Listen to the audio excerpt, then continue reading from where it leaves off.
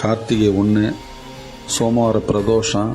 இன்றைக்கி நல்ல அருமையான நாள். இந்த நன்னாளில் உங்களால் முடிஞ்ச உதவிகள் பண்ணுங்கள்.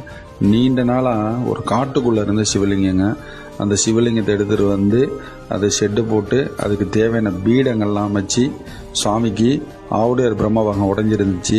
ஒரு சில நல்ல உள்ளங்களின் உதவியோட அந்த ஆவுடையார் பிரம்மபாகம், நந்திய பெருமான் பலிபீடம் சிலைகள்லாம் புதுசாக நம்ம செஞ்சு இன்றைக்கி தான் அந்த பீடங்களில் சுவாமியை தூக்கி வச்சு எந்திர ஸ்தாபனம் பண்ணியிருக்கோம்.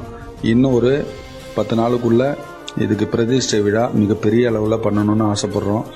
இந்த பகுதிகளில் இது வரைக்கும் சிவன் கோயில் கிடையாதுங்க. சிவன் கோயில் போகணுன்னா கங்கைகொண்ட சோழபுரம் போகணும். அதனால் முதல் முறையாக இங்கே ஒரு சிவாலயம் அமைதுங்கிறதுனால நிறைய மக்களுக்கு தெரியப்படுத்தணும். நிறைய பேர் வந்து இந்த சுவாமியை கும்பிடணும்.